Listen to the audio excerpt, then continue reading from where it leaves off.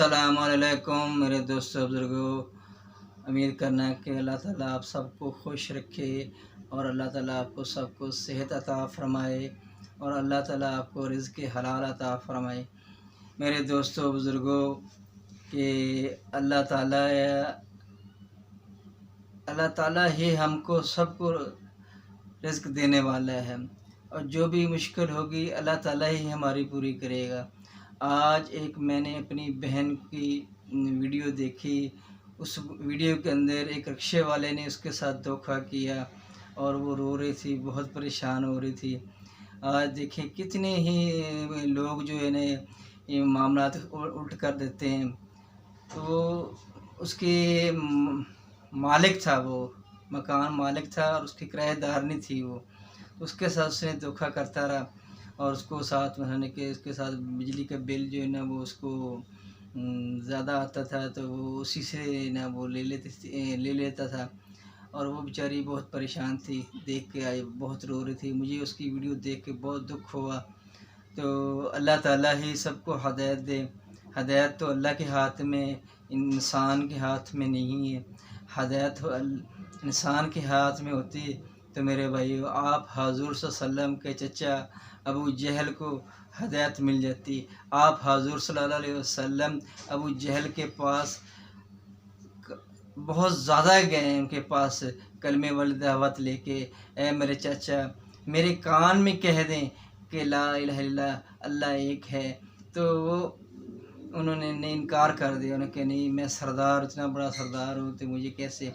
तो उसी वक़्त जिब्राइल अलैहिस्सलाम आए और फरमाया ए हज़रत मोहम्मद सल्लल्लाहु अलैहि वसल्लम आप लाखों हज़ारों दरूद पाक आपने सलाम किया और कहा,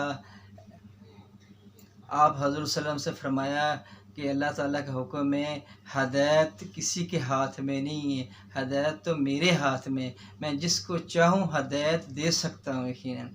तो इसलिए वो उसको हदायत नहीं दी ताकि क़यामत तक ये रहे कि हदायत सिर्फ़ अल्लाह के हाथ में, इंसान के बस में नहीं है। इंसान जितनी ही कोशिश कर ले है समझाने की, लेकिन उसको हदायत नहीं दे सकता जब तक अल्लाह दिल में ना डाले। अल्लाह ही दिलों को नरम करता है और अल्लाह ही दिल में डालता है तो उसको हदायत मिल जाती है। मैं भी इसी तरह का था, नौजवान था और खुद ऐसे बहुत से मामलों में फंसा रहता था हर वक़्त बुरे कामों में। ऐसे में अल्लाह ने जब मुझे हदायत दी तो मुझे अल्लाह ताला ने ये इल्म भी दिया और नबी पाक सल्लल्लाहु अलैहि वाली सीरत भी और सूरत भी दोनों अल्लाह ताला ने दी। और मैं आज देखें आप हज़रत सल्लम की हर एक सुन्नत पे अमल करने वाली कोशिश करता हूँ कि मेरे नबी पाक सल्लम की कौन कौन सी सुन्नतें थीं। तो आप हज़रत सल्लम के सफ़ेद लिबास आप हज़रत सल्लम को बहुत पसंद है। तो मुझे इतना ज़्यादा सफ़ेद लिबास पसंद है कि मैं क्यों कहता हूँ कि मेरे नबी का ये पसंद है तो मैं भी ये पहनूँ। और आप हज़रत सल्लम की सुन्नत थी कि सड़क के दाएं किनारे चलते थे, तो मेरी कोशिश यही होती है कि मैं भी सड़क के दाएं किनारे चलूँ। आप हज़रत सल्लम की सुन्नत ये थी कि आप सबसे पहले सलाम करते थे। मेरी कोशिश भी यही है कि मैं सबसे पहले सलाम करूं, पहले सलाम करूं, जो रास्ते में मिले उसको सलाम करूं, अस्सलाम वालेकुम भाई। और देखिए भाई, एक दफ़ा अस्सलाम वालेकुम कहने से इंसान के 10 नेकियां मिल जाती हैं, 10 ख़ताएँ माफ़ हो जाती हैं और 10 दर्जात बुलंद हो जाते हैं। इतना ज़्यादा अल्लाह ताला देने वाला है, इतना ज़्यादा अल्लाह ताला हम पे रहम करने वाला है। तो आज हम देखिए हम कहाँ फंसे हुए हैं। हम दुनियादारी में आके फंस गए हैं, दुनिया में फंस गए हैं। धोखेबाजी करना, फ्रॉड करना और झूठ बोलना और दूसरों के हक खाना और ऐसे मामलात में फंस गए हम। और हम कोशिश करते हैं कि हम जल्द से जल्द अपने अमीर हो जाएं या हमें कुछ मिल जाए। तो मेरे भाई ऐसे मामलात होते हैं। हम चाहते हैं कि हम फटाफट हम अमीर हो जाए, हमारे पास सब कुछ आ जाए।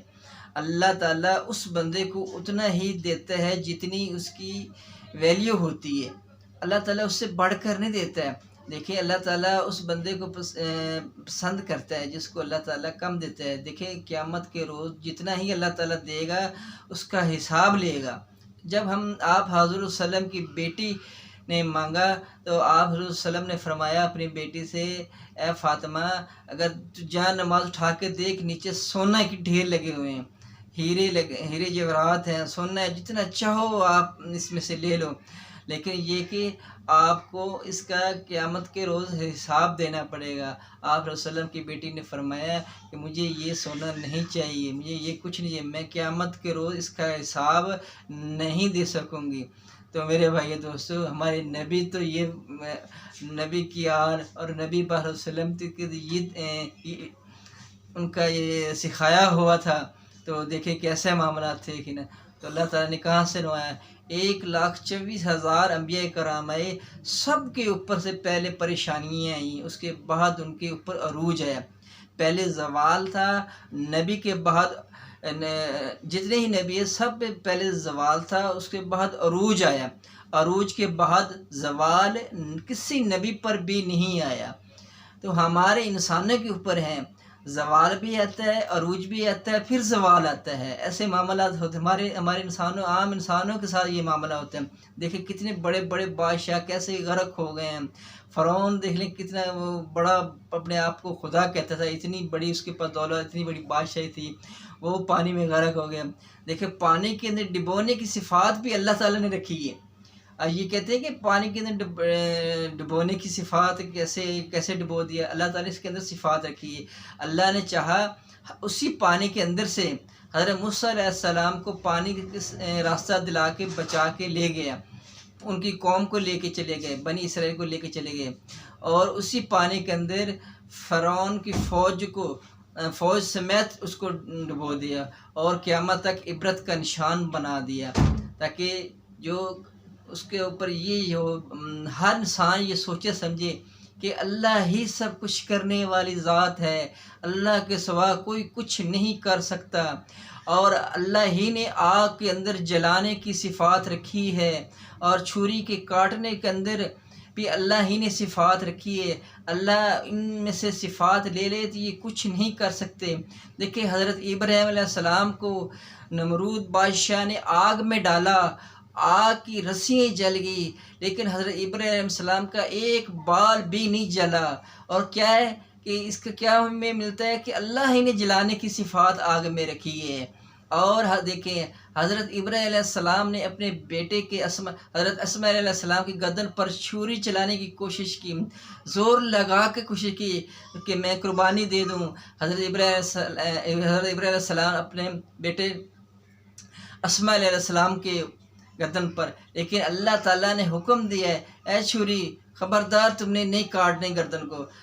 छुरी के अंदर से काटने की सिफ़ात ख़त्म हो गई थी। हाय हाय मेरे अल्लाह, अल्लाह कितना बड़ा मेहरबान है। आज हम अल्लाह को पहचाने, हम अपने नबी के तरीके पे आ जाएं। अल्लाह तो हर अपने बंदे के लिए इतना बड़ा मेहरबान है। अल्लाह अकबर कबीरा। हम मेरे दोस्तों बुज़ुर्गों, हम अल्लाह की सिफ़ात को हम पहचानेंगे तो हमारे अंदर सारी मुश्किलें आसान हो जाएंगी, हमारी ज़िंदगी के अंदर सारे मामला खुद ब खुद ठीक हो जाएंगे।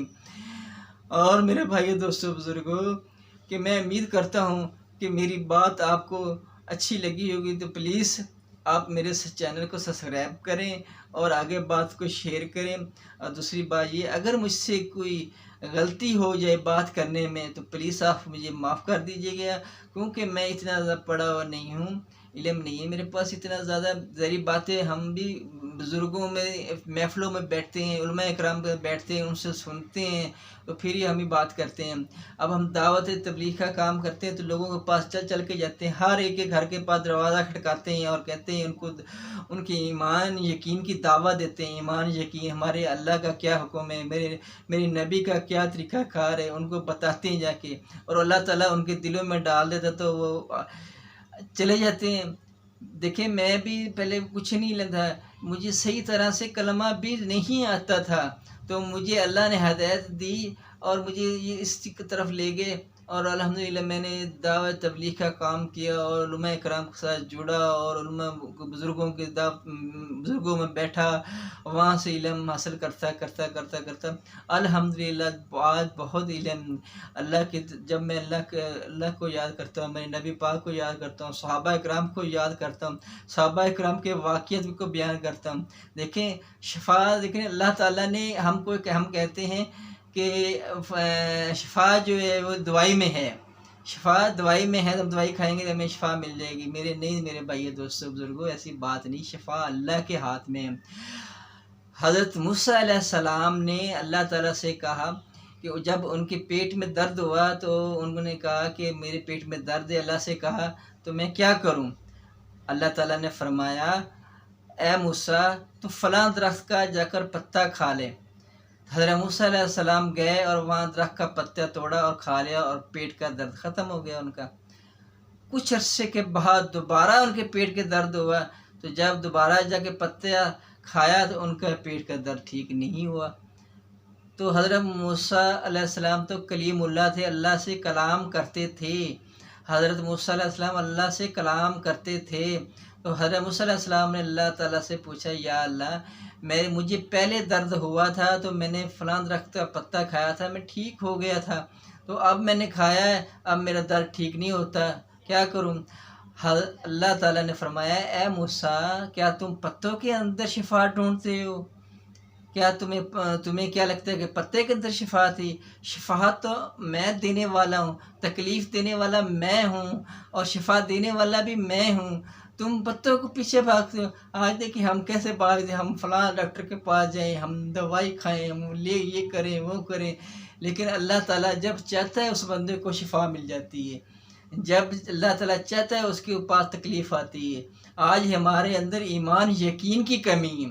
अगर हमारे अंदर ईमान यकीन हो कि अल्लाह ही सब कुछ करने वाले हैं, अल्लाह के सिवा कोई कुछ नहीं कर सकता। देखिए हम ऐसे कहते हैं कि अल्लाह के बगैर एक पत्ता भी नहीं हिल सकता, अल्लाह के बगैर एक पत्ता भी नहीं हिल सकता। जब हम ये लोग बात करते हैं तो आप किस नज़रिए से कहते हैं कि हमें ये तो पता है कि अल्लाह की मर्ज़ी के बगैर एक पत्ता भी नहीं हिल सकता, तो फिर उसके बाद हमारे सारी नज़रें हमारी गैर पे होती है।